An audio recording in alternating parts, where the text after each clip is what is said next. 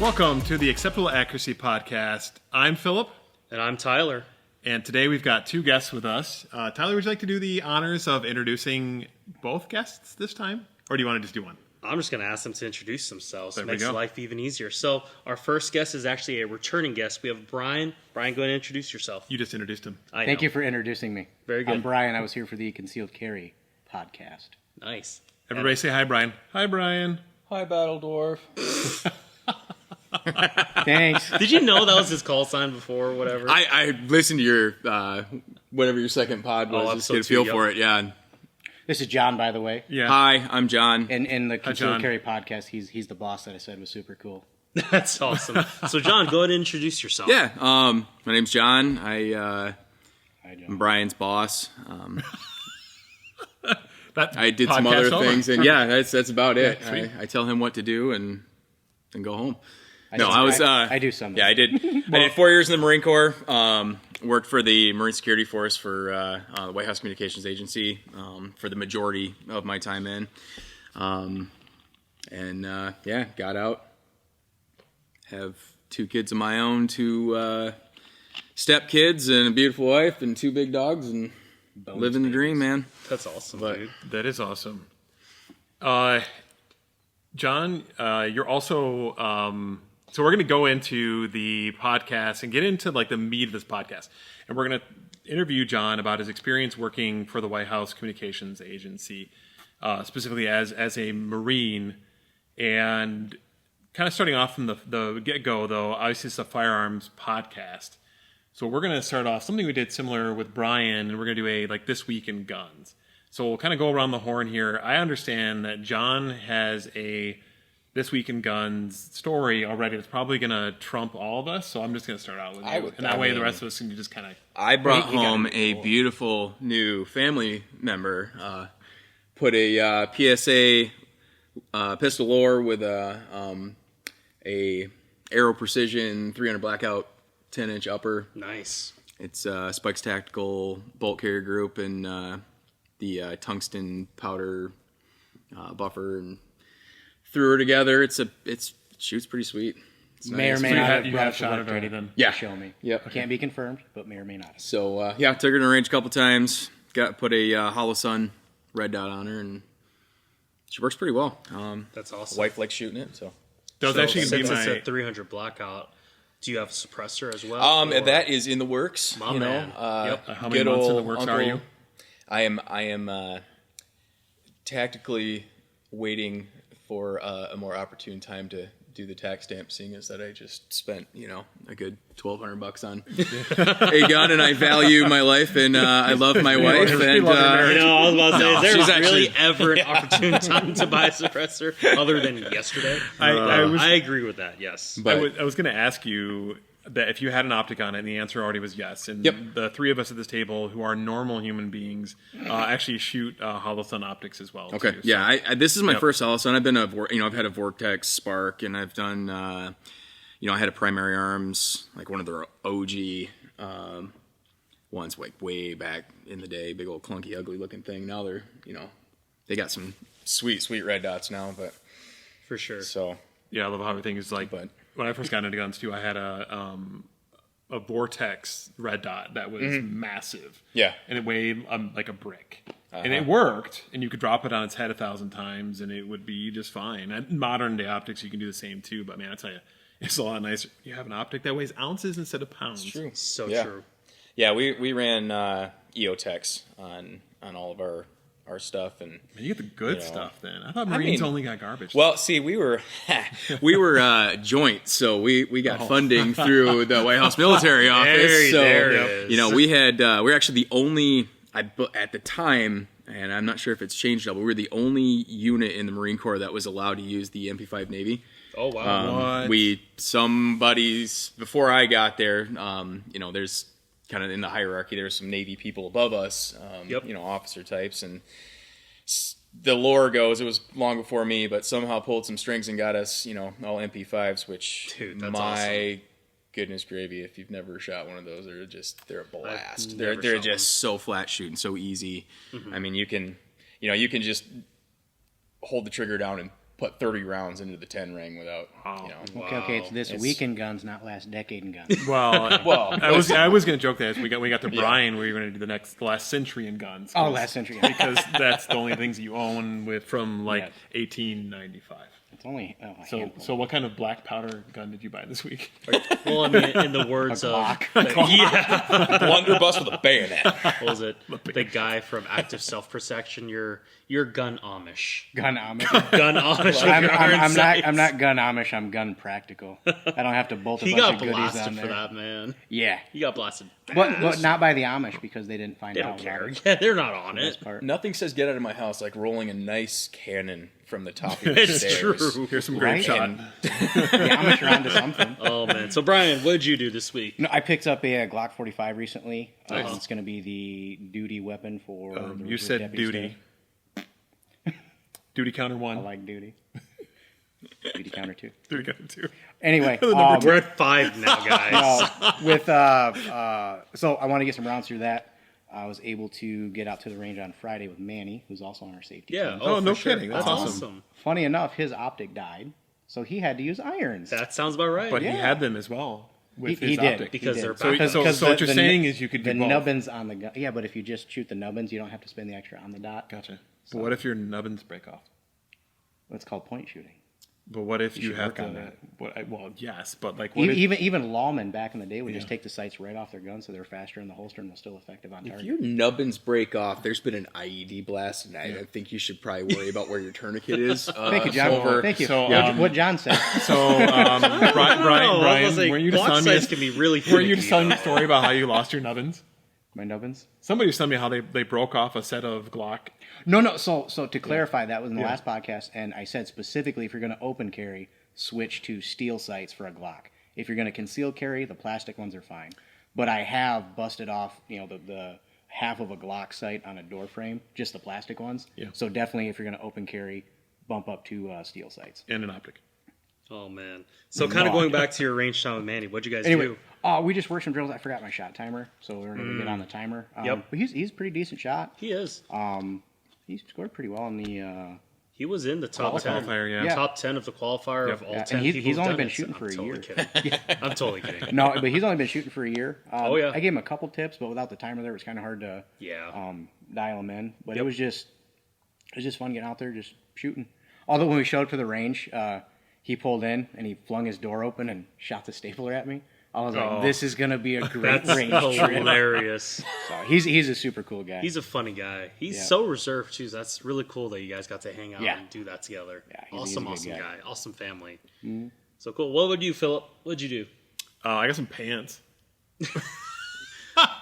Expound on that. Gun what do you pants? mean by that? Gun I pants. did actually. Did it have So gun I patterns on swear them? we talk about this every They make gun episode, socks. but He's always buying pants. I am almost always. Well, I mean, okay. So I'm super tall. It's always a success story when I find pants that actually fit properly. Number one.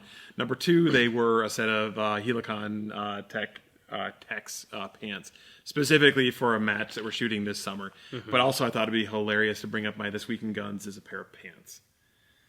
Also, because I was born in the 20th century, I got a red dot this week as well, too. I got a Vortex Venom at a really right. good price that I'll be using for a canted optic. Again, I'm going to try it. I hate shooting canted optics for some reason. I just don't know where to zero them at, and I end up, spending, 5 years at the range trying to figure out the best distance to zero at, and I get frustrated when You've I go been listening to a lot of Pac and Biggie. Then you get your gangster lean on when you shoot. I think do that will that all. help. That is my natural stance. That will help. Yes. Have you considered going just above your optic? We actually talk about this. We're back and forth about it. Yeah, so I already run, LPVO is already a high LPVO mount anyway, so putting above that would be okay, but it would be, the offset would be... foot overboard. I was joking that somebody should come out, and I actually hesitate to mention it on the podcast because somebody, nobody's going to steal it because it's probably a terrible idea, but if you could make a LPVO mount that had somehow you're able to slot a red dot in the unit itself. Who made that? There was Somebody who made this. There's got to be. There was it maybe Trigicon or Loophole. Somebody, I remember, I cannot think of it now, but it was basically a big square. And if you looked through the top of the optic, it was magnified. And then if you looked through the lower pane of it, it was actually just, or vice versa. I can't remember exactly which way it worked, but it was like a dual in the same. Wild. I don't think it ever caught on because I've not seen anybody ever run them. But it's the same concept as the carry handle. Because like when when they first started putting optics on ARs, it was all based off the carry handle. Correct. So they would find out different mounts with that. So then you could run a dot on top and still come down for your irons. So it's not a new concept; it's just new technology. For sure. So that makes sense. Yeah. Huh.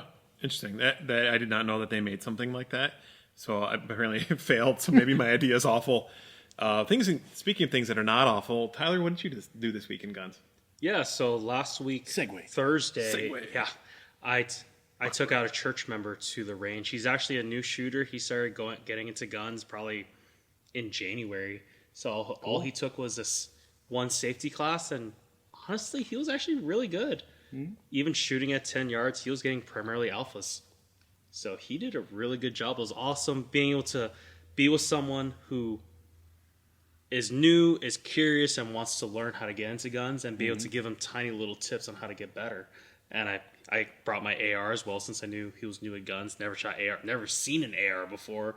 And he was like, did he immediately want one? Oh my goodness, he wants one. He loves it. Especially when I told him that, dude, there's like no kick to it. He's like, no way. And he shot, he's like, bro. CNN come on, was if you wrong. shoot a deer with it, there's nothing left of the deer. Exactly. Don't you listen to the view? How dare you? I know, right? It's as heavy as 10 boxes. Oh my goodness. Mommy got a 9mm lung blaster. Yeah, right, President. Lungs. Our great president, who also said, "Hey, let's that's why home defense. All he needs is a double barrel shotgun and shoot it in the skies. Warning shots." Like, you're defenseless now. Yes, very much. Too negligent discharge. You have basically I don't see the problem. That every scares them, law. then your Secret Service shoots them from the roof. Oh my goodness! What? Exactly. I mean, come on. Yeah. Everybody's got that, right? Or your dog. Come on, Jack. Yeah, exactly. So now let's go ahead and kind of move on, and let's get to the meat of our podcast now. So, John, you are our special guest today, and Brian, of course. I'm just a chaperone to make sure you don't take advantage of him. I don't know. He's a Marine. He can kick both of our, all three of our butts right now without looking. So tell us about that story. Why the Marines? So, I mean, from like the moment I was, able to function, I was obsessed with military guns, running around in the woods with all my buddies. Just, do you come from a military background? No, I was adopted into a family full of, IT nerds and hey now. It's I got nothing against it. I spent 5 years in data analytics, so I'm a data nerd myself. But that's amazing. Yeah. So no, I mean, Grandpa's in World War II in Korea and stuff, but nothing major. My one grandpa was in the Navy, welder on a ship, and the other was he could type, so he ended up just being a typist. Well. Everybody else was losing fingers and toes in the chosen reservoir, which lucky for him, wouldn't have him want to go through that. But so I just was always obsessed with it, and just GI Joes, and for sure, just your typical little boy. And then so why specifically Marines? So it really started. My parents didn't want me to be of course, military or whatever, so they let me watch Saving Private Ryan. Yep. When I was, and all that did was like, after that beach scene, I was like, oh, this is happening. I gotta do this. I am in. So, just since then, it was just kind of always in the back of my head. And then it kind of went away for a while. After high school, I tried college for a year and a half, and it just wasn't. For sure. Wasn't the right time for me, just a little bit of a waste of money there. And it was like, we're going to go in the military, and if you're going to go anywhere, it's, just the Marines are the Marines, You almost don't have to recruit. That's why we're the only branch without a recruiting crisis right now. Yes, that is right. They still value men. I talked to, I did the whole I'm going to talk to other people, but it's just the Marine Corps, For sure. You're going to do, my mindset's always been, you're going to do something, go big, go home, kind of thing. So I just compelled to go the Marine Corps route. And, it was 2004 or 5 when I'm making the decision. So, war's on, like crazy. And I'm like, well, if I'm going to go, and might as well, go with the big dogs, right? And it's kind of my mindset at that point. Now, I mean, there's amazing Army units, amazing, of course, Air Force components, all kinds of Space Force. Yeah. Oh, Space Force. Yeah. Fighting them aliens, baby. That's right. I just want a phaser. And the most important division of any branch of the military is the cyber division. I just want to point that out. That's the most hardcore, honestly, I'll tell you what, difficult division out there today. You want to start ninjas. Getting down that road? I mean, you look at Ukraine right now. Oh yeah. The chubby little kid who's been playing Fortnite his whole life, who can run a drone through a 3-inch by 3-inch square, is 10 times more valuable than a line company. Honestly, there we go. Wow, it's completely changed the face of warfare. And nerds are about to take the battle space. And I knew all that half-life would serve me well someday. I've never thought of it that way. That's such a good point. Wow. That scares. I mean, yes, it that does. terrifies me. Like Very if much. I'm sitting in a line company, trying to maneuver, and I've got some kid, 40 miles back that nobody knows is sitting there underneath the ground 100 miles away with thermals and the ability to just hover over top of me and take his opportunity to drop a mortar or whatever, a 60 millimeter mortar off of a quadcopter, and there's zero humanity because he's just going for the kill confirm counter on his exactly. screen. Yeah. Exactly. I'm literally going back to my Call of Duty days, where it's like and imagine if your comms are on, he's like, ha ha, you noob, and he thinks it's a game. It's like, no, you just killed someone. Can I say the word teabag on your podcast? They did that with the movie Gamer, where they could control people. Yeah. It was like that. That was creepy. Oh, that's well, funny. and it's wild to me that we went from technology that was exclusive to the top tier militaries in the world 20, 30 years ago to no, everybody's got drones now. Yeah. Come on, my son's got one that's, he can spot lock it. You can fly it around wherever you want. It's got an awesome little camera on it. I still haven't figured out how to weaponize it, but North American, and nor will I ever, Mr. FBI agent, who I know is listening to me. I will never do that. I'm a good citizen, I promise. So on this episode or on this podcast, we talk about a lot of snacks and food. So clearly, you're going to set it up for snack delivery purposes. Absolutely, that's what I heard. The snacks. That's what I heard. Yes, right. Yes. You're going to slowly give them diabetes over time. I like that. The slow play method. Yeah. So kind of going back on track. So Marines. No, hang on. I got a really important question. Okay, so let's say I'm in your shoes. Yep. I am a Marine, and I'm gonna go out, and I'm the baddest of all bad guy, dudes out there, right? Okay. Why the White House? Well, that's actually part of the story. So I joined. I was gonna go be an 03, infantry. You basically. I was like, if I'm gonna be a Marine, I'm gonna be an infantry Marine. Oh yeah, right. Oh yeah. It's just my mindset at that point. So went into boot camp, signed as just standard 03. You can't pick your actual MOS. They kind of give that to you. Whether you're a machine gunner or Yeah, that was actually a question. A mortarman. They just kind of tell you don't even get any input at all. No, so you do in kind of your main, if you're going to be a tanker, you sign up to be a tanker. If you're going to be admin, you sign up to be admin. If you're going to be, different type of MOSs, they killed the tank out of all of the Marine Corps. Sad day. Oh, wow. Is what it is. They're trying to go smaller and leaner and more, what we used to be.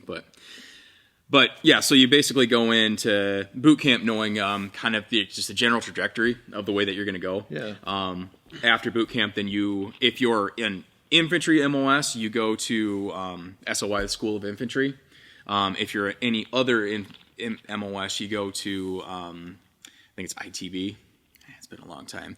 But so they basically they teach you just a little bit of infantry tactics, and then you go off to your actual school of where you're learning to be commo, or you're learning your tank, or you're learning your motor T, whatever the thing is. Yeah. Infantry, then you spend, I think it's 3 months. It's been many moons. It was did that back in 2007, 2006. Yeah, 2006. You're old.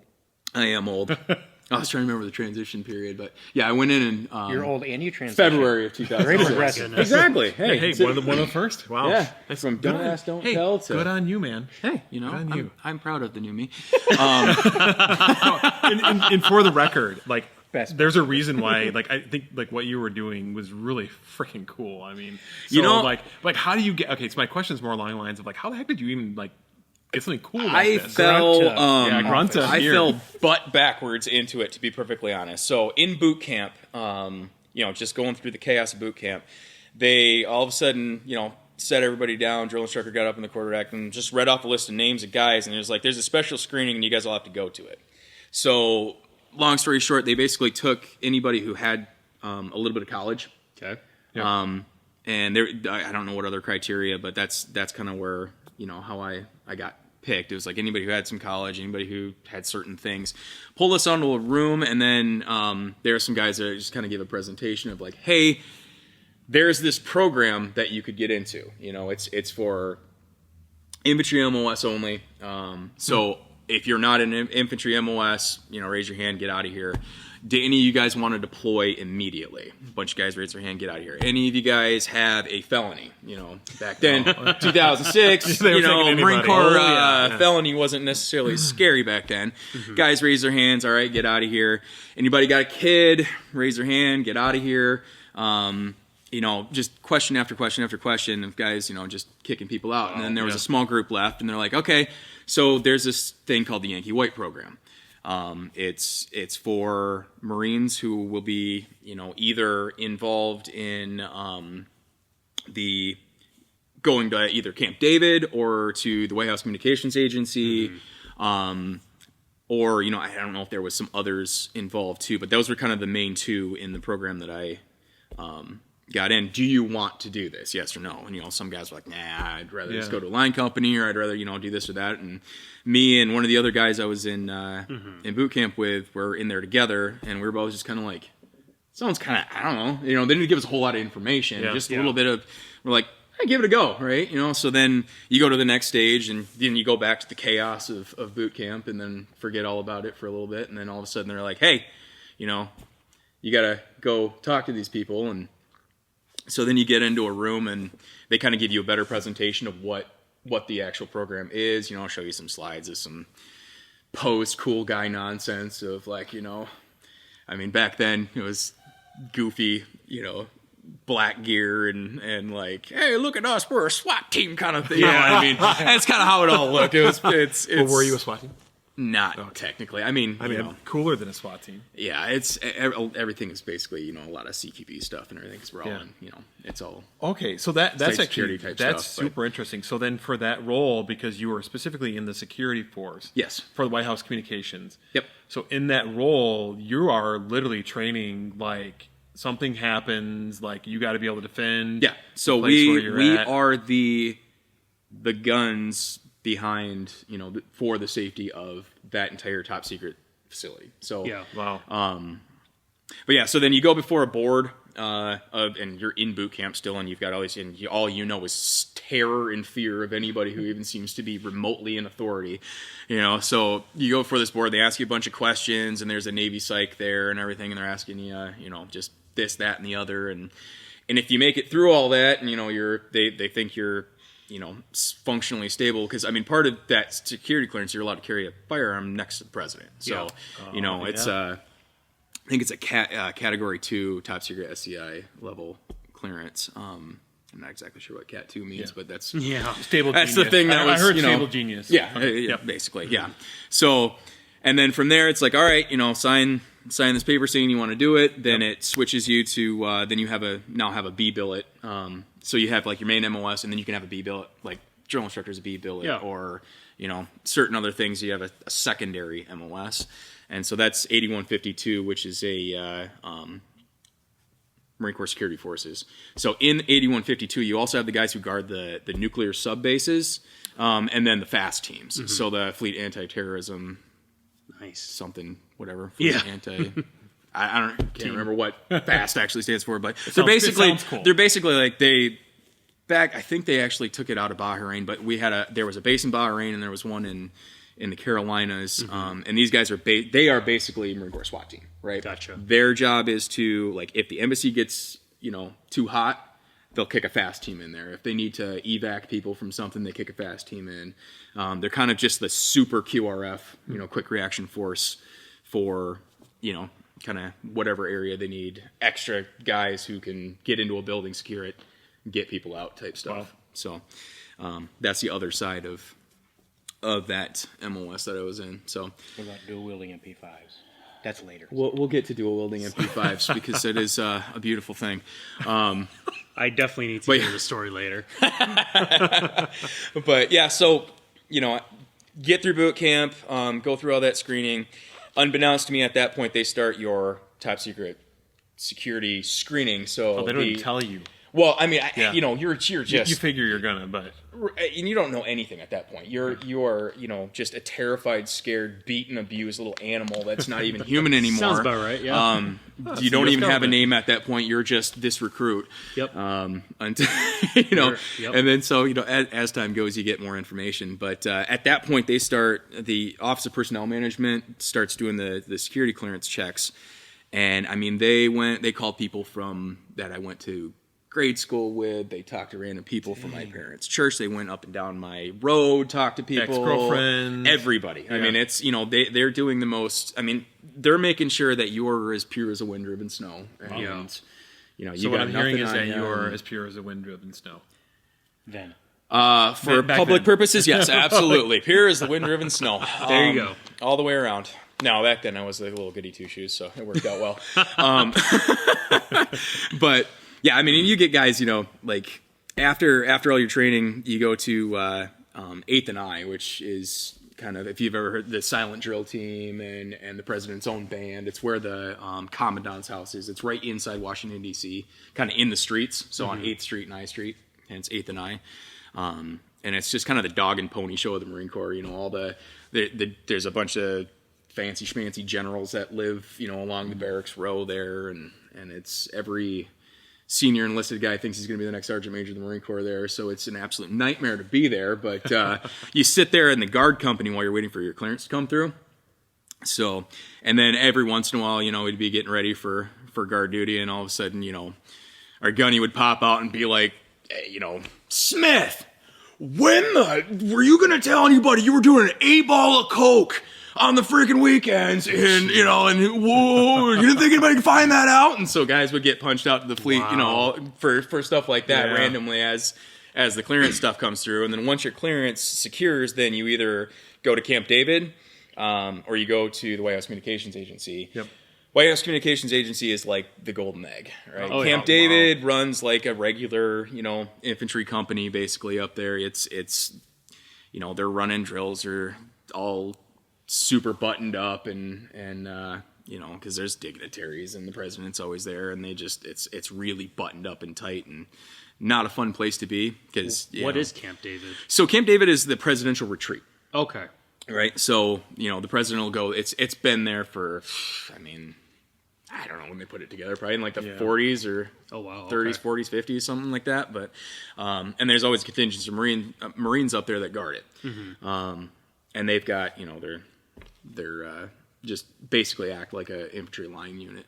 Yeah. Did you ever get to take the secret tunnel from Camp David to the White House? That's forever long. So I can neither confirm nor to try whether Megatron is or is not buried underneath Camp David, but no. I never actually got to Camp David. We would hide from that place because the president could on a whim be like, oh hey, I'm going to take this guy over to Camp David. If you're on leave, if you're on a 3-day weekend, if you're on your weekend, if you just worked 12 days straight, you're on duty, and you're on duty until he's gone. Everybody, from what everybody told the horror stories of, it was not a fun place to be. And White House Communications Agency is kind of it's kind of the big boy, if that makes any sense. Yeah, the big boy like network, the golden egg, like you were saying. Yeah, you get treated a little bit with better respect earlier, and you're kind of more on your. It's more OFP. OFP. Own. Okay.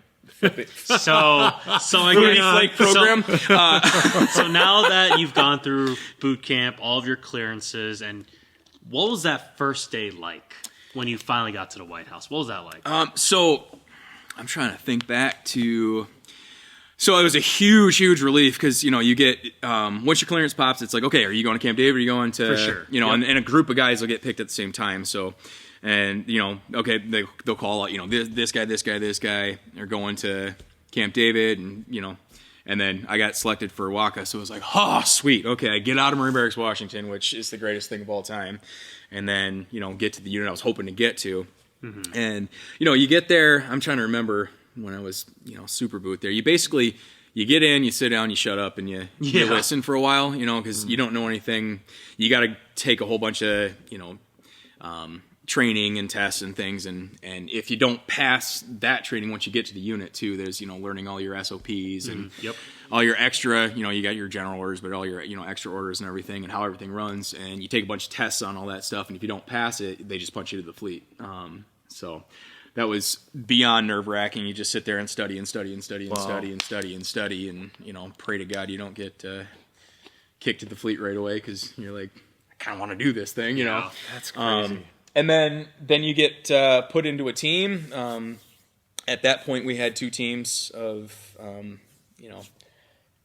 decent amount of guys. I don't know if I can talk about exactly how many guys are there, but you've got a couple sections, and you shift off on training days, and then working days, and guys over going on trips and everything. So 2 different sections to the group, and then you become the new guy. You stand all the crappy posts. You do you clean all the things. You do all the stuff nobody else wants to do until the new guys show up and you're no longer the new guy anymore. There we go. I think Jocko talked about that. His first assignment when he was like a full blown SEAL was scrubbing toilets and washing floors. You're a SEAL. You're nothing. You're a SEAL and not SEAL. You're like, hey, So, please hand me my MP. Yeah. Oh, where's my toilet brush? Yep, Yeah, exactly. Here's a toothbrush. Scrub the toilet. Yep. Yeah. Man. When everybody else around you is also that thing, nobody cares that you're that Right, thing. that's fair. Exactly. I mean, that's Yeah. what John Lovell talks about when he Yep. first became a ranger. He's like, everyone else is a ranger. Yeah, you have to prove like, yourself. you are nothing. Exactly. Like, I'm a ranger now. I got the patch. It's like, you got to do a few more things first. Neat. Prove it. Exactly. So, for those who are listening that don't know, what does the White House Communications Agency do? Yeah, so it is it's a subsidiary organization of the White House, operated by the White House Military Office. And it's a joint base, so there's people from the Air Force, the Army, the Navy, all of their specialties. I'm not exactly sure what all of them do. I'm sure there's some intel guys there. There's some, a lot of comm people. Yeah. So the main and a lot of IT nerds. And like public relations and stuff as well. Yeah. So there's like all the pretty people. camera people and all that kind of stuff too. All the people are doing all the photo op stuff and doing all the video and all that kind of stuff. They all run through the office as well. So you got all kinds of different people of all those different MOSs, and the job is to just support, the White House, both CONUS and in the continental United States and overseas. What is CONUS? Continental. CONUS. CONUS, and outside of continental United States. CONUS, okay, gotcha. Yep. But so anytime the president travels anywhere, there's a group of people that travel with all the secure communications, the secure everything. There's you see the convoy that goes, and then there's all kinds of other people as well. So the president goes to California. 2, 3, someone 4, 5, from someone from Waka is going to go to California with them, with whatever set of gear that they need for that mission to support via whatever comm things that they need. We didn't do any domestic travel because I think mainly because military stuff can't operate outside of the base in the United States. So, but anytime the president would go overseas, a contingent would go out. They basically mobilize a city every time the president leaves the country, and you basically take over a couple hotels, and you turn an area into a SCIF, which is secure compartmented information facility, which is where all the secure commo stuff can go on. A lot of the way that they build them inside these hotels is amazing. I was watching people punch 3-inch holes through multi-room suites in the Ritz-Carlton in Istanbul, Turkey. That's amazing. Because you're essentially setting up a full communications array overseas that's fully secured, fully impervious to the outside world that the White House can talk to whoever they need to safely and securely. So, and our job while overseas was to secure that skiff. Only the people who are allowed in that skiff, there's a specific list of people with a specific clearance level that are allowed in there. Did you say what skiff means? Yes. Okay. Secure compartmented information facility. Yes. So basically an area where only certain people are allowed in that has very, very specific sensitive information in it. Yep. And only certain people can know that information. So we basically were that, last line of defense against somebody getting in there that shouldn't be in that area. And you guys are armed the whole time while you're like protecting this space, even though you're in different countries. Is that part of just being part of the like president's detail, or is there?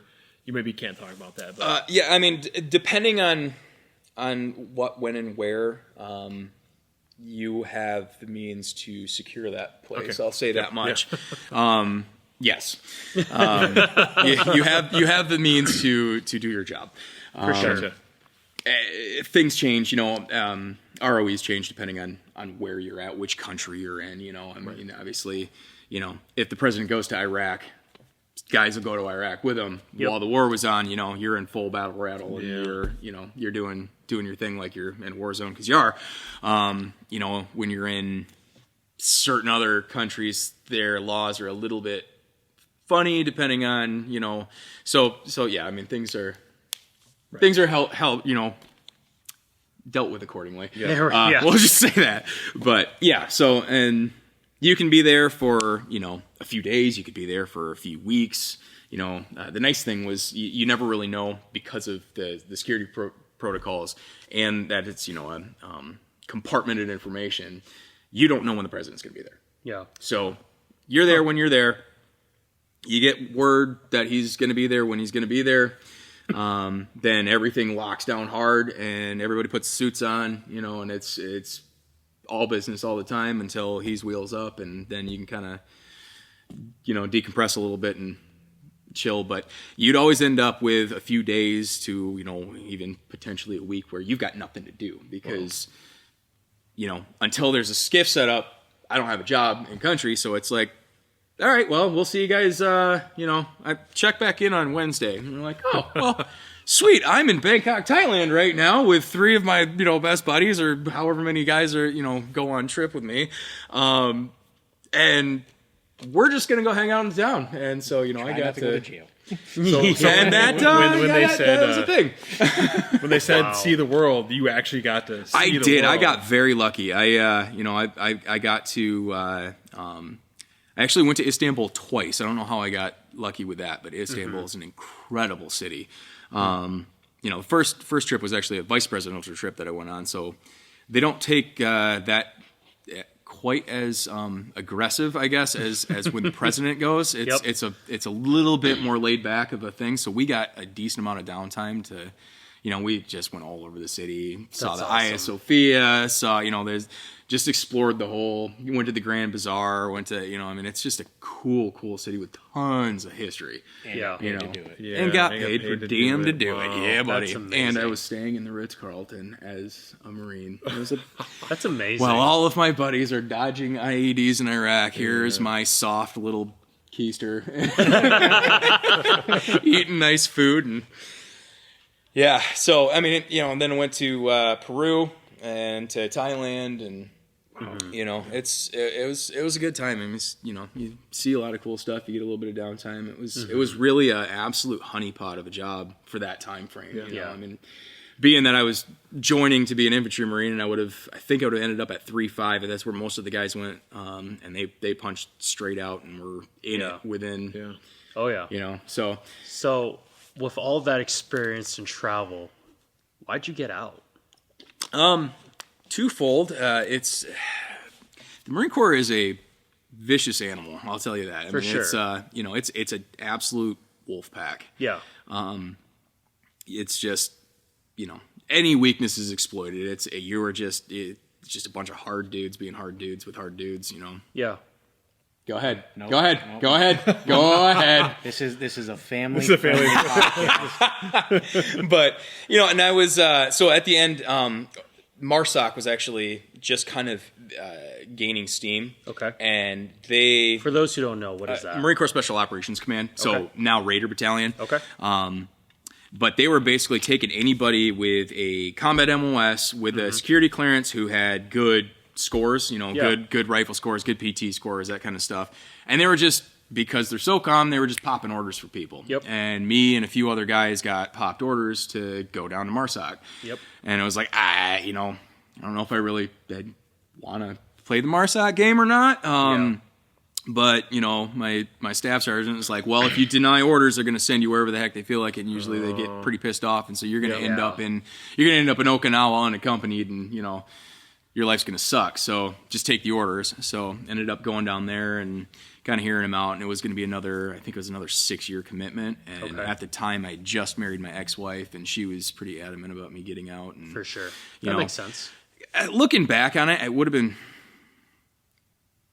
fun to at least go through the NDOC and see if it was a thing. But also I'm looking back on the way the wars transpired and everything, and I feel very lucky to have been blessed with the path that I did go down during that time frame. A lot of buddies that didn't have that same experience, and are struggling with it to this day. Of course. Yep. And, I actually really struggled with that for a while when I got out, because combat action ribbon is everything. I mean, you're barely, at that point in time, especially being combat MOS, like, to just, whether it's true or not, the mindset is, I'm not even barely even a Marine right now. I don't have a combat action ribbon. How do you get anywhere with no car? And it was just the thing. Like, if you didn't see combat, you're a boot. Didn't matter what you did, how you're just a useless boot. Yep. So, and I really struggled that when I got out for a while of dealing with that. So, if anybody's listening to this that did their time, did their job, and didn't get in the, in the sandbox and get shot at, that was the goal. That was like, and that's what you do. That's why you join. Yeah. But then when life takes you another way, you're not less than. You're not a useless entity. So if anybody's listening and they feel that way, it's not that way. It's you got to shift your mindset and be like, another time, another place. Exactly. You do live with the fact that, how would I have reacted in that situation? Because you always want to know, because, you train for it, and it's like you never get to go to the Super Bowl. Yeah. That's all I've been training for. Never get to see it. The dudes that actually go, I mean, isn't it like for one infantryman in the field, there's still like 40 dudes supporting that one guy. Right. Yeah, but if you go in as an 03, yeah, you're expecting. I am expecting to be an 0311. Yeah. One of the guys that's the 1 in 10 that is actually in it. What's crazy is because Phil and we have a mutual friend who is a Marine, prior Marine. Okay, I know once Marine, once Marine. But either way, and he was infantry, and he tells stories about how he's been in multiple life or death situations where he was the only one who survived. Yeah. Like 4 or 5 times. And it is, it's not something anybody should go through. I mean, it's, be very careful wanting war. Exactly. Be very careful wanting war, because I forget where it originated, but it's all young men dream of war until they get there. So true. I mean, the amount of phone calls I've gotten at 3 a.m. implying if you didn't pick up, that, I mean, it's a real thing. That guys that see stuff, some guys are unaffected. Some guys love it. Nobody leaves unscarred. Nobody leaves How could you? Changed. So it's not natural. No, right. I mean, yes, there are men, especially, are inclined to, want to battle and want to fight, no matter what it is. But it's not. I don't know, interrupt you, but it's not natural to see the stuff. No, I mean, to have your best friends that you are more than friends, you're brothers. Exactly. Yeah. And to go through that traumatic situation of losing one of them, and just the massive amount of survivor's guilt people have, and all the things that come along with it. Just be very, very careful going to war. Nikki Haley. I don't know if we can get political or not, but no, totally fine. We are past election, so we're good. Yeah. oh, hey, there we go. No, Even did when we started this podcast, that was one of the things we talked about was that it was okay to go that direction, and chances are we probably all agree. So Yeah, for sure. But no, I'm just a dude, but I feel like everybody's got a role to play. And it sounds like you had a role to play, and you just happen to do really good with it. So I don't. Yeah, and I mean it's a vital thing. It's Yeah. It's security for a top secret facility associated with keeping the White House safe and secure and able to communicate. And you did so your it's job. Yeah. So Yeah, I mean, that's I have no important. regrets now. No. I have just being young and getting out and really going through learning how to transition out of that mindset, becoming a civilian again, not having that just absolute violent, aggressive wolf pack mindset. Yeah. And then, in a sense, you had to go through like civilian boot camp now to retrain yourself. It was an interesting experience. I remember like I got my first job as just a security guard for Fifth Third Bank. Yep. And I go in and I meet my new boss, and he's nice to me, and I had no idea. I mean, it was What do I do with this? genuinely like he was just a genuinely kind person. Why aren't you yelling at me? And I had no idea how to react to it because it's not. There was no like anger, rage, get out of my face, I hate you. You know, like It's like, what's up, John? How you doing? yeah, man? hey, how you doing? Like, thanks just for How's your coming in day? today. Thanks for Yeah, coming what- in. Anything What I can is- get for you? exactly. Like, what is Are happening you here? comfy Why? right What did I now? do wrong? Do you need a water bottle? Like, am Am I getting trouble? fired? Like, what? You're being nice to me. I don't know how to do this. Like, can you just at least like slap me and tell me I'm ugly or something? I don't know. So Brian, when you're at work and John is really nice to you, do you get worried? I'm not nice to him ever, though. Good. So okay. So you yell at him and slap him? But Is that what you're saying? it's I different. can neither confirm nor deny. I can confirm it's all by request. Oh my Hey, goodness. listen. There is like a huge difference between from what you're kind of saying with and we on the outside have never witnessed or experienced this, but there's such a huge difference between like people who have when you have served and when you're in that space versus like civilian life. Yeah, it's like such night and day, right? And you have experience at both ends of that, which is extremely fascinating to me to hear you talk about this and the way that making that transition. Yeah, it's. I mean, How many times have you transitioned? I mean, I got the opportunity for one more. Okay, but I mean, you're former military, so you get like VA, so they probably just pay for it. I think free. so. They probably I feel encourage like, I you feel to like do they it, encourage it, and then you can get back in and go Space Force, but or Coast Guard. That's a good point. So there's like in the White House communications, there's this went downhill. There's Navy, there's Army, there's Air Force. Yep. But there's still Coast Guard. Well, I don't- The thing though is for Coast Guard know. you have to be Well- 6 foot tall because then if the boat sinks you can walk to shore. Oh my goodness. So I guess kind of Michael's back in on. So Yeah, back on back on track. track. So you talked about your transition of going back to becoming a civilian. Like, how long did it really take for you to? I mean, I know war scars you serving all of that, all the PTSD, but like, when were you like, I'm a civilian? Like, Yeah, it's an interesting. I'm trying to think back to that time frame. Yeah. So, I mean, obviously, I don't have any PTSD issues or anything like that, but just in general, the idea of going from this hyper aggressive male, Yes. you're constantly fighting each other. Yes. I mean, whether it be for fun or for training or whatever, you're just constantly fighting. yes, You're, just brutally aggressively verbally abusive to each other. Yep. And that's how you show each other love. If somebody's nice to you, that means they don't like you. Or you're just an absolute turd, and then we really do hate you. Normally, you can figure out which one that is. Sometimes you're not really sure. But to get out, and all of a sudden it's like you're expected to have this modicum of composure and kindness and Yes. niceness, and Yep. it's like I don't know how to do that. Like Yeah. I don't know how to be nice to you. Like, Yeah. I don't know how to not to be aggressive to you when you screwed something up, and I mean, turn the NCO on and yeah. throw the knife hand in Yep. your chest and tell you you're this, that, and the other. And it's kind of, I at least had the good fortune of being around a lot of very important people all the time, so you kind of do have to have that ability to get yourself back into more of a decorum, because you've got White House staff and people all around you all the time. So and they don't understand what it's like, and not even a little bit. It's amazing, but it just takes time and effort, and it's it took a long time for me to get, and I'm still not the same person, of course, you know what I mean? No. It's there's elements of that never leave you. I mean, the cult never gets out of your blood. Of course, and the Marine Corps is a cult. It is not a branch of the military. It is a cult, and it's such a formative. Not to get into the weeds, but it's such a formative period of most young men's lives. Yeah, absolutely. I mean, I went in there as a child. Right. And how old were you when you went 18? I went in at 19. Okay. Yep. Yeah, so your brain was still developing. Oh, yeah. Your brain was still developing when you got out. It was. I know. That's crazy. Transitioning, another transition we're going to make here. I'm really curious because we are a firearms podcast. Yep.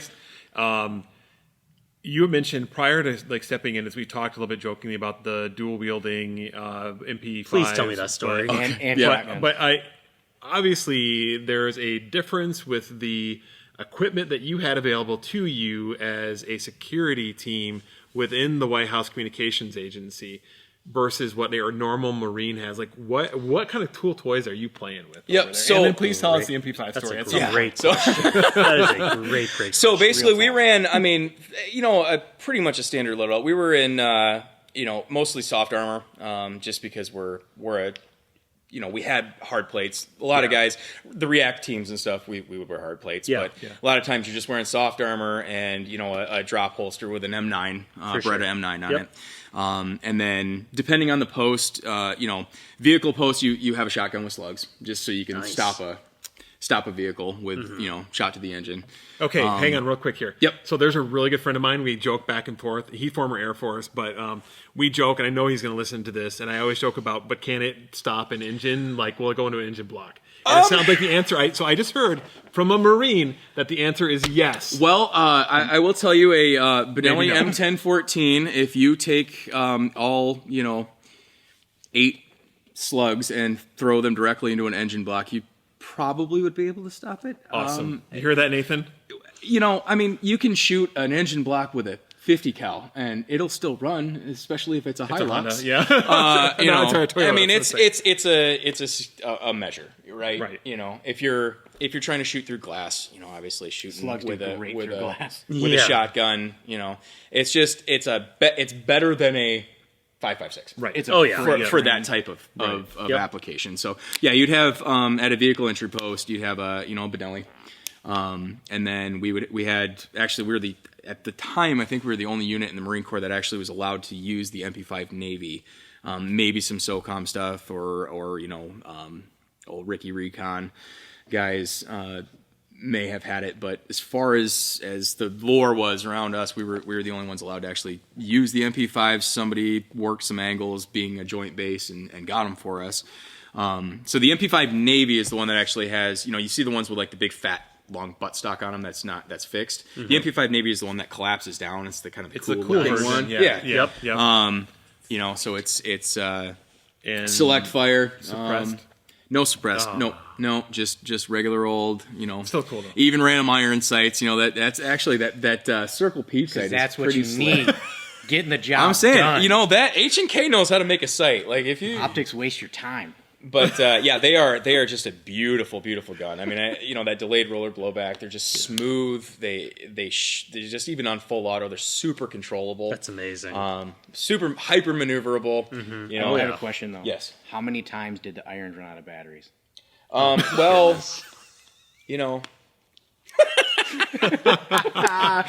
go with never. Thank you. But then we had M4s. Obviously full auto M4s and EOTechs on those. Yep. Actually, you mentioned that before the show. We were talking about that, and I know traditionally, I believe, and there's always applications for stuff. But the EOTech, I'm assuming there's a reason why that was selected versus using an ACOG. Yep. So ACOG is usually for intermediate range. Yep. Where you're getting engagements between 50 and 100, 200, 300 up to 500 yards. Suppressive fire and things. Our job was pretty much all internal security for the most part, or very close. I mean, the distances at which you're shooting is 100 in. You're on a when we're at the Waka compound, it's on Bowling Air Force Base. You're on a base, so if anything were to ever pop off and you needed to defend that facility, you're not shooting more than 100, 150 yards, and that's easy gravy with an EO. Yeah. And then MP5's inside buildings and stuff, and most of what we did was inside buildings. So if you ever had to engage, pretty much everything we did was CQB related. So you just become kind of a CQB. I wouldn't say CQB master. I mean that's it's your job. That's for the tier 1 guys. Yeah. But you get really really good at shoot, move, and communicate through a building. Yep. So, just all the working corners and, speed, surprise, violence of aggression, moving into rooms, and all that stuff. So I was just train with all that kind of stuff. And then a lot of concealed pistol work. Yep. And a lot of, open pistol work and stuff too, because that's kind of our primary. So, when you're overseas, there's a lot of... How often are you doing the concealed pistol thing as a Marine? Very, very rarely. Unless you're in some type of, secret squirrely kind of stuff. Basically, it was us that I know of, because we're plain clothes. As part of the kind of the White House apparatus. You don't want to, you're not having uniform Marines standing around. We were in plain clothes. I did not know that. In suits. Okay. So, so we looked just like, everybody else from the crew, except Interesting. That's so cool. I'm imagining you this whole time up to this point being in desert camis with my Kevlar and my. I know. Now I'm like second guessing everything about that I knew about anything. Sitting at the Ritz right there, your dress blues, All right. No, we were all plain clothes. So it's all very low vis. With everything, obviously, because were you issued like a suit then, or did we got an allowance? So you rock out to Joseph A. Bank, and then there's one in DC that pretty much everybody who is in that, it's DC. But there's one that they kind of point you to, and they'll actually sew like a gun patch in, so it like hides a little better and stuff like that. Because we're carrying an M9, so you basically have like an old rotary desk phone in your pretty much. I've carried an M9 many times, but it's not that bad. Okay, so how many times did you run a John Wick when you were at the tailors? Well, and can you order your bulletproof? Super bulletproof. I mean, I think he was still in the mob at that point in time. Fair. So well, they were using the Continental, right? Like, that is true. Are they handing out gold coins in the Corps? Yeah. How many gold coins do you? I can neither confirm nor deny any of this. Redacted. And I have another question for you. So M9. Yep. Wait, dual wielding MP5. Dual wield MP5. Okay. So anyway, before we get to that, how do you go before that? Hang on, because hang on. Okay, so I will stab you with and this will lead into that. I promise you. I'll work. I don't know. Transition. Okay, so M9. Yep. The Navy MP5. Yep. M4s with EOTechs. Yep. Just past MP5. Benelli's. Yep. The M1014. When you guys would go into the armory, how long did the angels sing for when you opened the door? It was. It's actually constant. It's amazing, actually. It's just always on. You just hear the and it just gets louder when you flip it to the giggle switch. Fantastic. Yeah. So how often did you cry when you got to shooting full on? Yeah. Oh my gosh. That brings me to the MP5 story. So we had a huge ammo allotment, and it's if you don't use it, you lose it. We shot constantly. I mean, and you go to the range all day. You're shooting at least 1,000 rounds. That's awesome.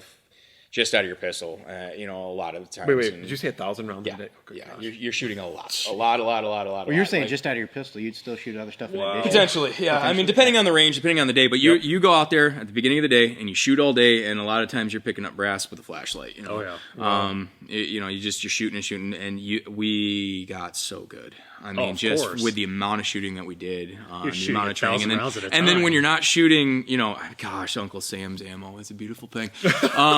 But yeah, when you're not shooting, you're dry firing, you're going, and everything is constantly getting back to the basics where you're getting into, by the numbers, drawn from holster, all standing on line doing draws, and then we would do a lot with simunition rounds too. Force on force with sim rounds, and so you had the coolest job ever. that was fun. That's what I heard. It was fun. You got paid to do this. But so in that we had all that ammunition, if there was a lot of trips going on, we have a lot of guys out and not a lot of people able to go to the range because, mission takes priority and everybody's out and then everybody else has to be on duty. Yep. So we'd sometimes be like, hey, we're getting a new ammo shipment and we haven't really shot a whole lot. So we would test to make sure it works. Yep. So all the, the corporals of the guard and sergeants of the guard and everybody who was off duty who kind of had some clout, we'd all go and bring some of the new guys, make them load magazines, and we just shoot for a day and just dump rounds. Yeah. And so, we'd double chicken wing two M1014s and just pull the triggers as fast as you can, because you're just getting rid of ammo. Yeah. You have to. I'm imagining because there's more coming. Imagining like 80s, 90s like action movie, like yelling like get to the chopper. Yeah, we were professionals, and we acted in a manner becoming of the United States Marine Corps and Sure. So in a manner becoming, what are the fundamentals of dual wielding MP5? Okay, well, you cannot do it like Mr. and Mrs. Smith style. But yeah, if you bear down, you can collapse the stocks, and if you get a good chicken wing on both your arms and you push hard, you can shoot them both out the front and dump a full 30 rounds. That's really getting too far. No. It is all over the place, but you can keep it going forward. Press the fire, right? That's right. I mean, you guys practice for a zombie invasion, right? I mean, that there's like all things, right? Yeah, I think the White House has got a page on. Like, I'm zombie, sure it does. Yeah, I'm sure. Yeah. The Pentagon's got a zombie and file. Clearly, the best way to deal with zombies is dual wielding and collapsed MP5. MP5. That's Absolutely fantastic. Yep. You're saying you can't confirm or deny the zombie information. Oh, I think it's on the White House. Is it for real? Website. I am just an old serious? crayon eater who forgot everything. I don't know anything. Okay, so where does that originate from? The whole crayon eating? It's somebody made a joke about it at some point. Probably some army loser who just wanted to be us but couldn't. Or I don't know. I'm just kidding. I love the army too. But it just kind of became the joke that we're a bunch of knuckle dragging crayon eaters, and then we just embraced it because we are. So what's your favorite color? Oh, absolutely green. Come on, man. Does it taste like? Yeah, if you can get the big pack and you find the OD green one. That thing's fire. That thing is fire. Tastes like jalapeno. It tastes like freedom and cordite. No.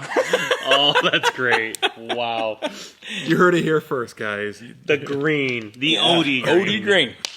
Oh, maybe man. some coyote brown, as a close second, but That's awesome. you gotta get the really big pack to find great. that. So I guess kind of back on track. So we didn't really talk about this, but which administration did you even work under? So I started under the Bush administration, and then I was there for the transition, and then ended under the Obama administration. What was that? So you're there for the transition. Yeah. What was that like? It was very interesting, to say the least. What can you tell us? So you're saying you transitioned underneath the Obama administration? Got it. Okay. Yeah. So I got there under Bush. Did my first trip under the Bush administration. And the White House staff under the Bush administration was very respectful. Oh yeah. They were very, hey, do you need anything? Can I get you a bottle of water? Everything. Yep. And just very, very kind, very cordial. Yep. Kind of got it. Yep.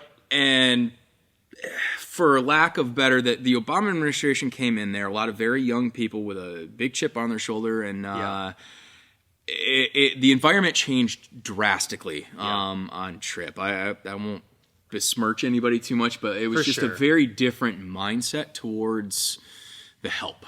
I would say is how I kind of had the feeling. It was that's too bad. So there's something. I mean, you hear the stories of whatever your opinion was on Bush. One thing that he did well was take care of the military. Yeah, for sure. I mean, he did get us into two pointless wars, and we could go into all that. But yes, other than actually getting into the war, like when he was there, there was a lot of respect for all of the White House military office personnel, for sure. Very, very cordial. Yeah. Very, guys that. So when you're part of the White House military office, once you do your time, and if you are, solid, upstanding, and you get through your time, and it's time for you to transition out. One of the perks that you get is you actually get to go on a tour of the White House, and you get to go to the Oval Office and get your picture taken with the president. That's so cool. That's awesome. Yeah, so it was pretty cool. Yeah. So I missed Bush, unfortunately, but I've got my little tiny baby face cheesing next to Barack Obama in the Oval Office in my dress blues. So it's that's still really cool. kind of a cool picture to have. Of but course. It's cool. I mean, to see the whole White House and everything, but. Yeah, so you get to kind of do that, and all the guys that had any contact with, he would every once in a while come down to and just chat with guys that were Bush came by, and we never saw that with the other administration. Right, yeah. I didn't, at least. I didn't, sure. But they all got their ups and downs. I know. Insert your politics where they are. It's they were young and had a chip on their shoulder, and they thought they were better than everybody. Honestly, is my opinion on it. That makes sense. The staffers, at least, that I encountered. It was just that was the only difference I really noticed. I mean, everything else is just you just do your job for sure. Right. Just certain people would try. The Bush people, it was just. They'd have their ID out when they got to you. They'd tell you the name, kind of stand back, do their thing. Yep. And as soon as that switchover happened, people just try and walk past you, and it's like, whoa, like hang on, who are you? I'm so and so. I was gonna say, did you get any of that? Don't you know who I am? No, quite a bit. No, I don't have your ID. Thank you. Yeah, we'll take that, and we'll move along. And I'm sorry, your boss's boss can be here, but you certainly cannot, and you're not getting past here. And you'd have to have that stern conversation with them, and. Yeah. Way more often. Tactically ish. Yeah. Yeah. And then every once in a while you had to tackle them, right? Yeah, tactfully. Tackle. But yeah, I mean, it's when you're just a corporal in the Marine Corps, you don't really get to see the fixins of how everything works. For sure. You could just see the attitude difference a little bit. Yeah. But, it is what it is. But no, my Marine buddy, so he tells a story about how he was somewhere and the general that there was just being extremely disrespectful to his team, and President Bush was actually there. Mm-hmm. Fast forward some time, he put a letter on the general's desk like, I expect your resignation, because just how terribly he was treating his team. You gotta be careful, man. Yeah, because Bush was like, they ain't happening. I expect. I mean, I think he understood the gravity of what he did to all those boys a little bit. I think. I mean, actually, for better or worse, I think he got what happened. That's what it was. It was a guy, since Bush was there, he was in the Middle East somewhere, and everyone's like, "Hey, Bush is here. Let's all be respectful, take pictures with him." And one guy's like, "I'm not going to take a picture with him. I don't want to do that." And the general, the guy in charge, was like, you have to force him. Trying to figure out. Bush was like, "What's going on?" It's like, "Well, he won't take a picture with you." He's like, "He doesn't have to. He doesn't want to." He was just being an absolute jerk about it. We are Americans. Yeah, exactly. Yeah, but it's like he respects you in in order. From the general's perspective, it's like, that's the commander in chief. Exactly. You will absolutely respect that man. And of course, it backfires. It was like, "Yeah, you're out." Yeah, I can't imagine that. Man, that would suck. Looking back, but damned either if you way, do, damned if you don't. I know. So it's like, that guy really wasn't a lose right there. That sucks. Oh well, moving on. Yeah. So do you keep in contact with anybody out there? Because my guess is that they probably switch over a lot. And So you make buddies for life. We all just kind of spread to the four winds. So it's you chat every once in a while. My buddy Jay, we catch back up every once in a while. Him and I we went through boot camp together. Through all our training together. We were roommates at when I was barracks mates, whatever, when I was at Waka, and then he ended up. We both actually punched orders down to MARSOC, and both denied it. And he went over. I think I want to say 1-6 maybe. Don't quote me on that, but they ended up doing the push into Marja. And that was one heck of a thing. Yeah. So basically, he loaded in the middle of the city, and it was fight your way out. Just clear it as you go, fight your way out. So he did that, and then he got out, and so him and I have kind of stayed in contact, and he's dealt with some things with that, and with I won't get. I mean, for his sake, his brother dealt some things with him. He was a Marine too. But just a lot of that stuff too. A lot of guys, just struggling when they get out and stuff, and just reaching out, making sure, make sure guys are all right. But you all kind of go to the four winds, and then you have kids, and you get married, and You just live life, and every once in a while you touch base. But I mean, it's like all those guys are brothers for life. You know what I mean? Like they show back up, and it's like, all right, let's go.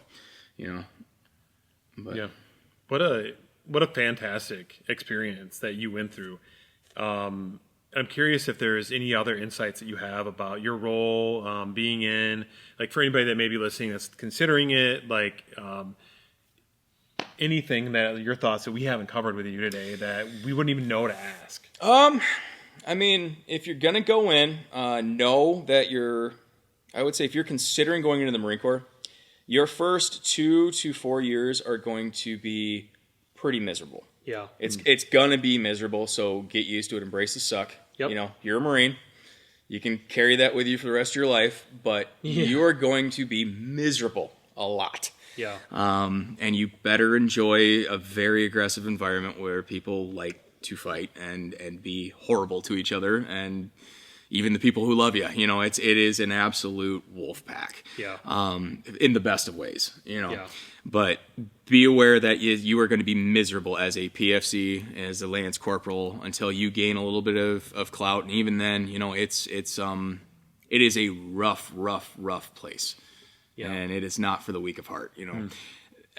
If you're wanting to make a career out of something and you're not like, I am going to be a Marine and I am gonna do it and I'm gonna be a lifer and this is like my dream, if that's where you're at, Marine Corps is a great place. There's guys who thrive in it.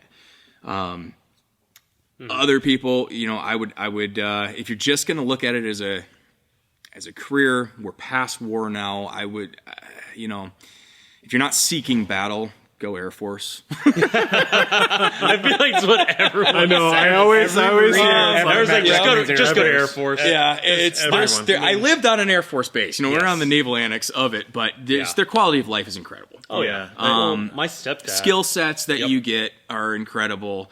And if you're not in it just to be one of the dudes just gutting through it, getting wet, getting dirty, getting soaked in the field. If you love that kind of stuff and you thrive in that, it's a great place to be. Yeah. But just make sure you look at all your options and know what you're getting into, because you walking in there blind, you can have a really, really, really miserable time. Yeah. I know a lot of guys who you're stuck. Yep. I know guys that got in that just weren't built for it. For sure. And it crushed their soul. I mean, and it's piranhas smelling blood. If you're the weak kid, we had one kid, we called him Butters from South Park, and he was just, he's a great kid, but he was just soft spoken and he was kind of meek, and he was absolutely preyed upon. Yeah. So just that would be my only advice. But if you think you're tough, good luck, try it. Otherwise, Air Force. Or Air Force. Funny enough, because my stepdad is a retired Air Force. He did 21 years. He was a pilot. And now he's working at FedEx, loving life as a pilot. As a pilot. Oh again. yeah. So I mean, now he's in the big leagues. The FedEx officer pilot life is where it's at. Exactly. Go fly planes. Pretty much. He got to a point where he's towards the end of his career. He flew the 4-star admiral around. Yeah. That was his job. It was nice and cushy.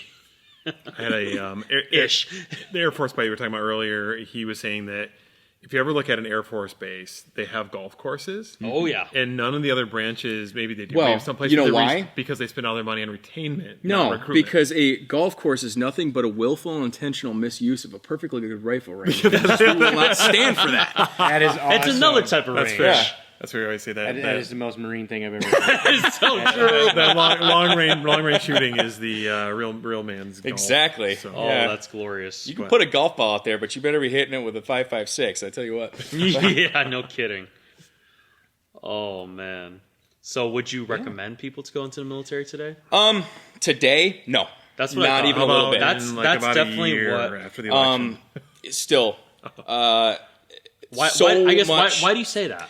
I say that because so much blood was spilt for an absolutely unnecessary conflict that was lied about for 20 years to generate money for a oligarchy structure of the military-industrial complex and the Uniparty. Not to get too political, but it's about enriching those up top, and until those people want to sit there and toe the line and send their own children into war, I I have no reason to go into somebody else's country that we have no business being in. Yep. Via whether it be Ukraine or anybody else, people can fight their own battles. Somebody sure. comes here, game on. Yep. Somebody threatens us directly, but That's a novel thought. Protect your own border. exactly. I know, right? But at this dare point, with you. the way the military is, with how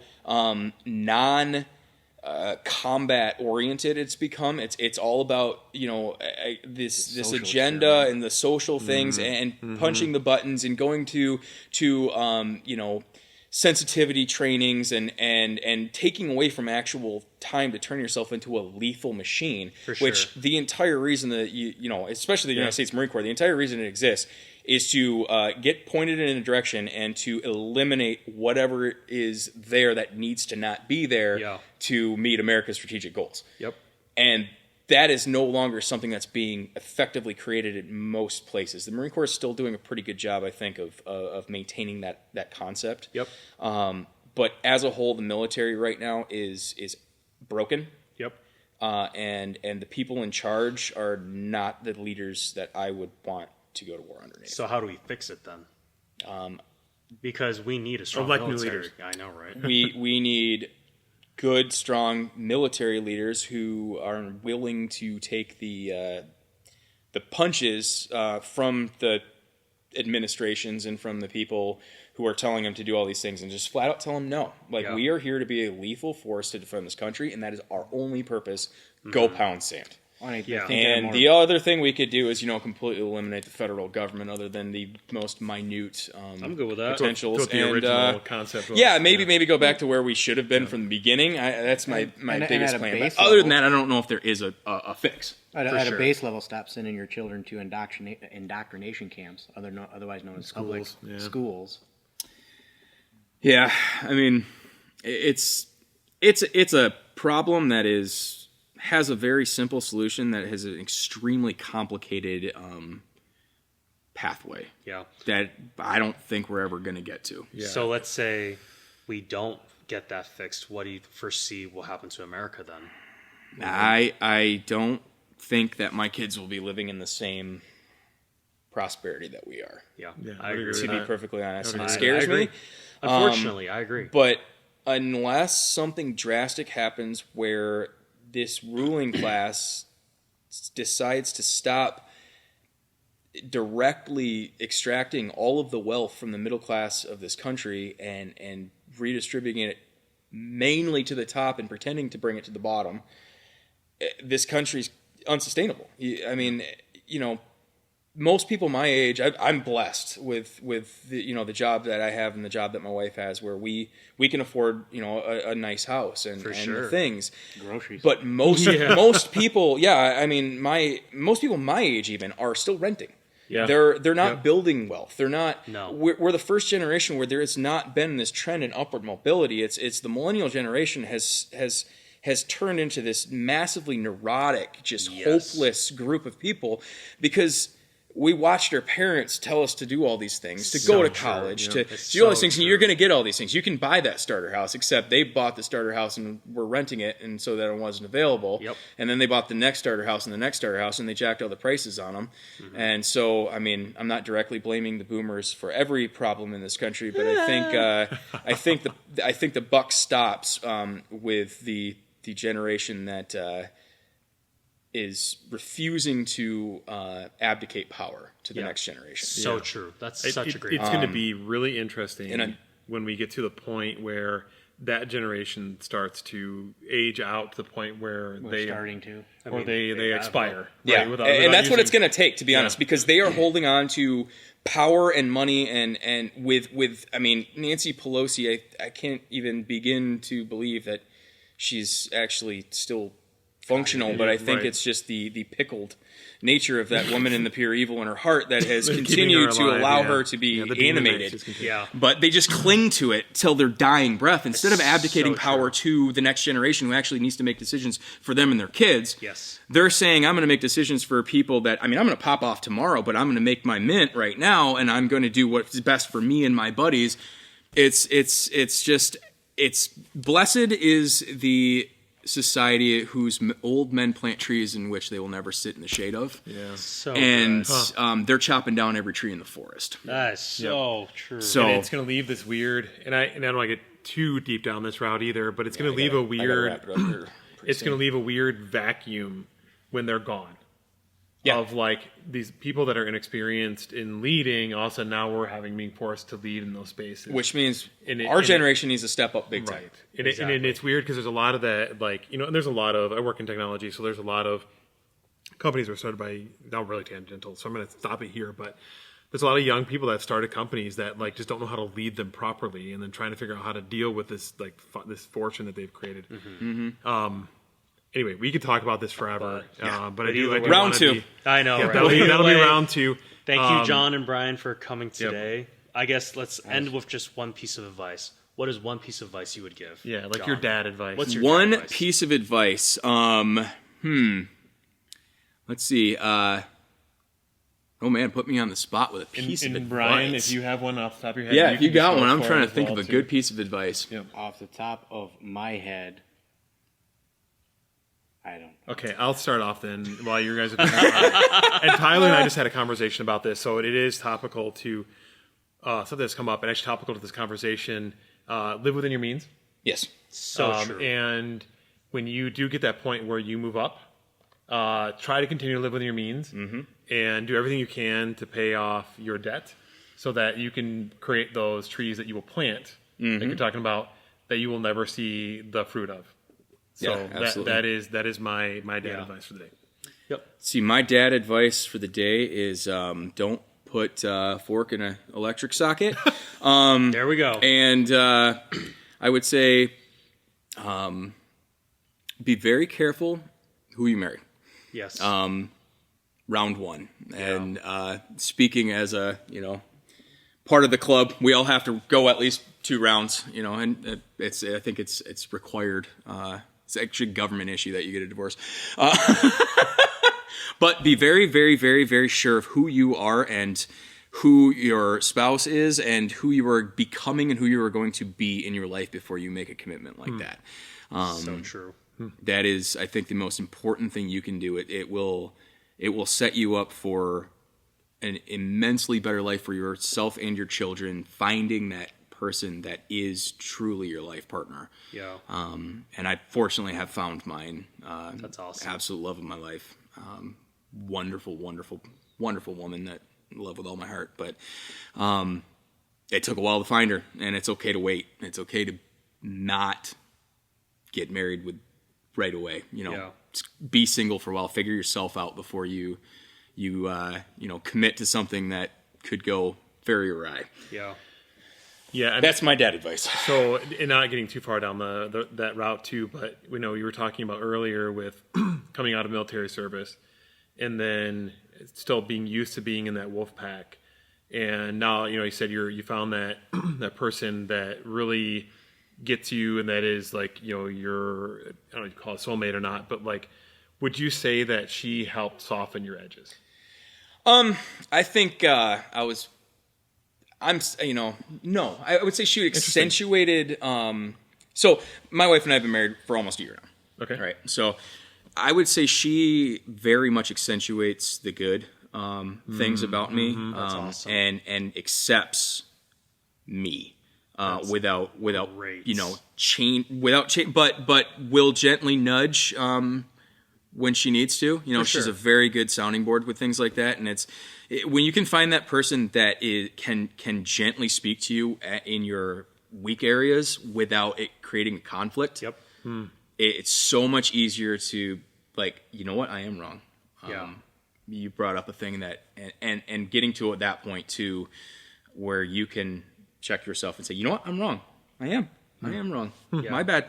And moving on from that. But yeah, if you can find that person where you get that dynamic that you're allowing each other to be wrong in any situation, and being wrong doesn't mean you're in trouble. Yeah. Being wrong doesn't mean you're going to be mad. Being wrong doesn't mean that I don't love you. When you finally get that click where it's like, you did something that I don't like, but I still love you with my whole heart, and I am not, your boss. You are not in trouble. we're going to work this, us against a problem. What is our solution? When you get to that point, life is amazing. That's awesome. Fantastic. Thought of some dad advice. Good. I'm actually going to go off of something John said at one point because it put into words something that I think a lot, and it's kindness. I was having a conversation with a coworker, and I was talking about having times where I'd lose my temper. Yep. And she's like, I just couldn't imagine you that way. Me either. And it's like, just because I'm kind doesn't mean... Don't mistake my kindness for weakness. That's exactly what he said, and I was like, before that, I didn't have that phrase. We do the gun stuff, and I think I mentioned this a little bit the last time I was on. Don't be the hard butt. Don't be the guy like, I'm tough and this. And Be kind. Be nice. People like that. And kind, be courteous, have a plan to kill everybody you meet. Exactly. Yeah. And that's very true. What he's saying is he already had a plan for the three of us. Got it. Yeah. I'm not surprised. Yeah, we're still alive. So that's Actually, cool. Are Tyler and I the only ones carrying right now, I think? Well, I'm not allowed to because you guys brought me into a church building. I'm your cover, though, because without you, I don't get a check. And I was about to say, I'm his EDC. I got these. Yeah. This man literally says that. I'm his EDC. That is I like true. it. That is No, true. but yeah, be kind. Yeah. Yeah, it's not hard. Rewind. Yeah, I know, right? choose not to be a piece of crap every day. For sure. All the people It's that were easy to 35 do. and older got your be kind, Hey, rewind. it's good. Yep. So everybody else below that age has No no idea clue. what. I know what be kind rewind is. I'm 27, bro. Yeah. I'm a young okay. buck. All right, 27-year-old. What's your young buck advice? So definitely piggybacking off of that. So the difference between a nice guy and a good man is boundaries. So nice guys tend to be people pleasers, and remember this: people pleasing is self-abandonment, and believe it or not, people pleasing is manipulation. So don't be a people pleaser. Be a good man. Word. Fantastic. Like that. That's great advice to end on. Again. Also, carry a gun everywhere, Yeah. Yeah. even if you're invited to a church. Yep. Check I your- obey laws, Mr. FBI man who I know is listening to me. Yes. Even though the 2A trumps everything anyway. Yep. John, Brian, thank you guys very much for coming on. Yeah, thanks for having This me. was a fantastic podcast. Agreed. And again, thank you both very much. And I'm sure we'll hear from you both again down the road as we continue this crazy podcast. Sounds journey. great. Yeah, I'd love to do that. Sounds good. So cool. Well, thank you, listeners. And Thanks, we'll everybody. see you Adios. next week. Bye.